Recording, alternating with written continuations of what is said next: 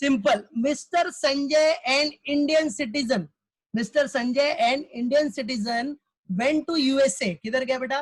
Went to USA for the first time for the purpose of employment. कौन से purpose के लिए गया? एम्प्लॉयमेंट के लिए. एम्प्लॉयमेंट के लिए गया, काम करने के लिए गया, तो कौन सा केस आ गया? Exceptional case. इंडियन सिटीजन अगर एम्प्लॉयमेंट के लिए जाता है तो कौन सा केस हो गया? Exceptional case. और एक्सेप्शनल केस के लिए क्या देखते हैं हम लोग? Condition, only first basic condition, that is 182 days और मोर वाली.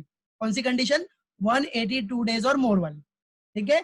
For the purpose of employment on 10th मई. कभी गया वो? 10th मई 2019 को, मतलब प्रीवियस ईयर में गया है.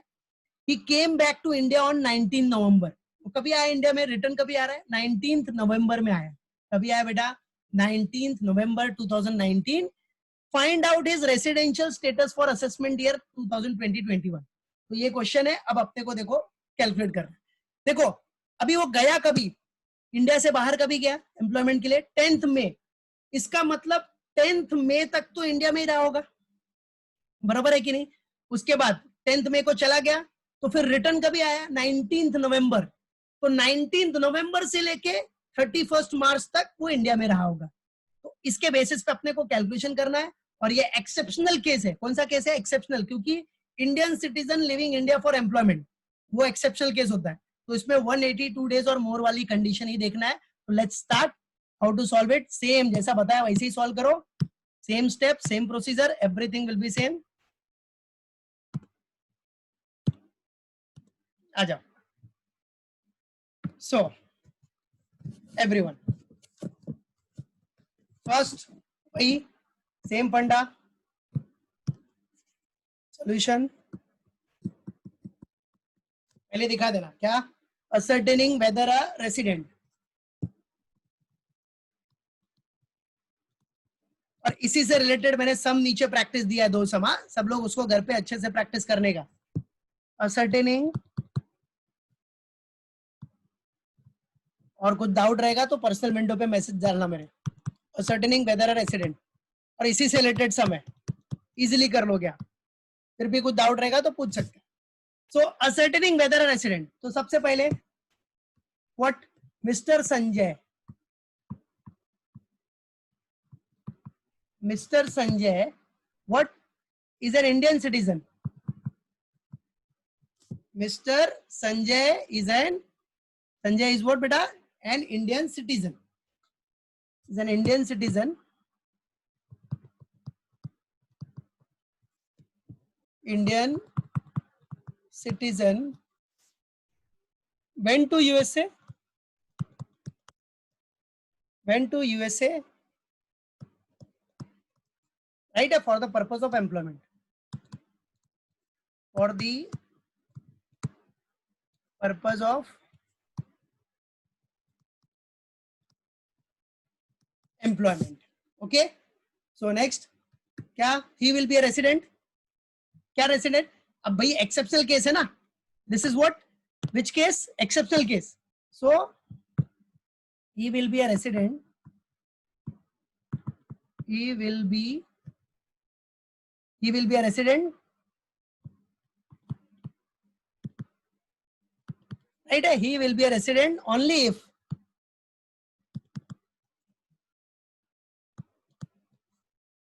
he will be a resident only if he will be in India. Right? Only if he stayed, yeah, he is in India, stayed in India. पीछे वाला सेंटेंस देखो, ये आपने से बनाओ, कोई टेंशन नहीं. Is in India from 1st April 2019 to 31st March 2020. ये सेंटेंस बनाने का टेंशन नहीं लेने का, वो बना सकते हो. या आप ऐसा भी लिख सकते हो, stayed in India during previous year for 182 days और मोर, ऐसा भी लिख सकते हो. From 1st April 19 to 31st March 20, that is previous year. Right? for 182 days or for 182 days or more. Right? 182 days or more. चलो अभी working दिखा देते हैं हम लोग. What we will going to show workings. तो वर्किंग्स मैं इधर नेक्स्ट पेज पे दिखा देता हूं. आ जाओ.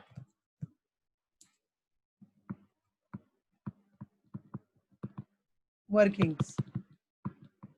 Stay in previous year. What? Stay in previous year में कितना stay रहा है? Stay in previous year.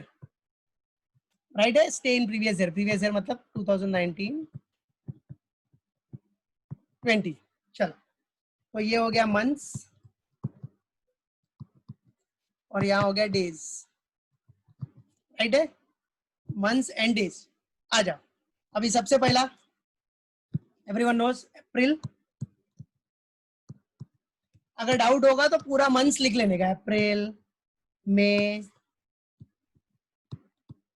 June, July, August, September,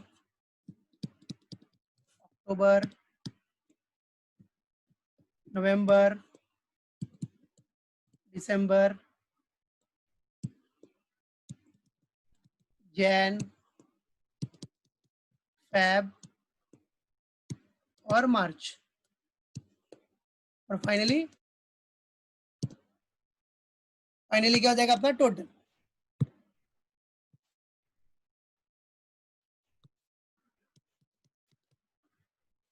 finally total.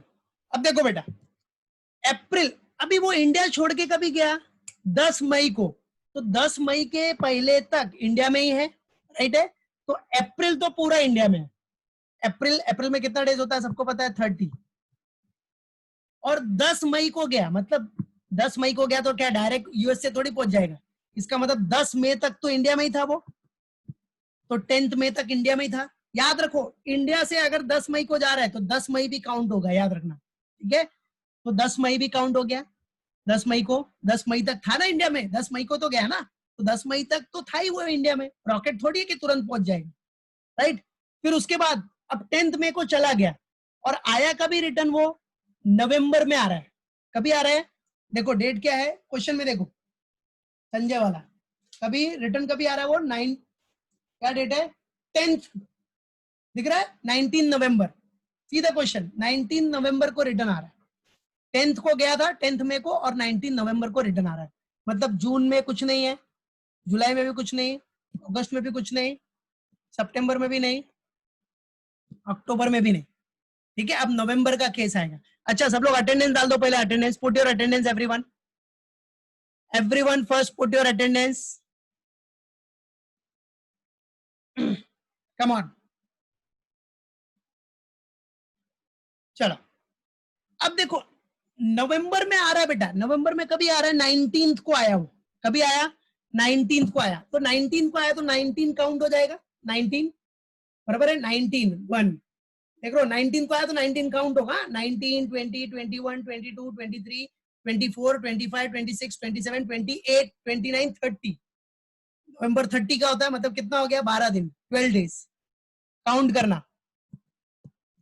बराबर है? 19 को इंडिया में आया ना, तो 19 भी काउंट होगा. तो 19 20 21 22 23 24 25 26 27 28 10 हो गया. फिर 29 30, 12 दिन.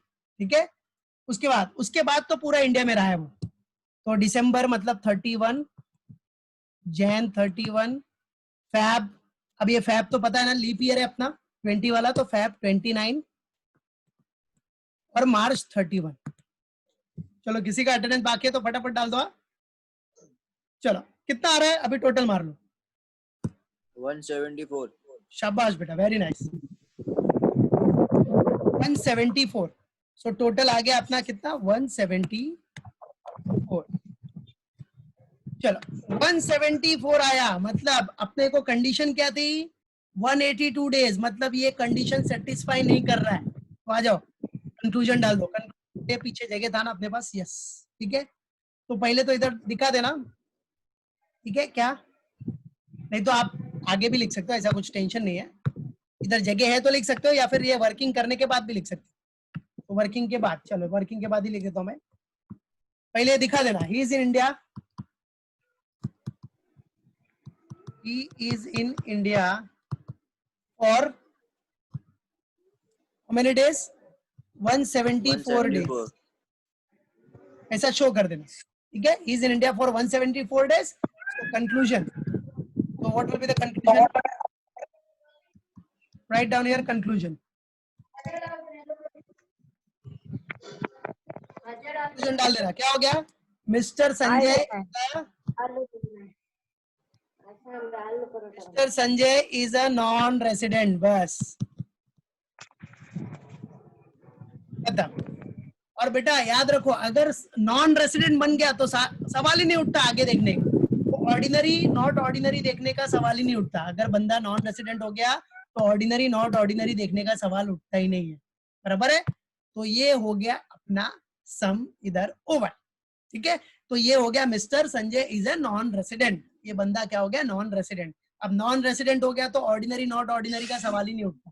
तो ये अपना सम खत्म.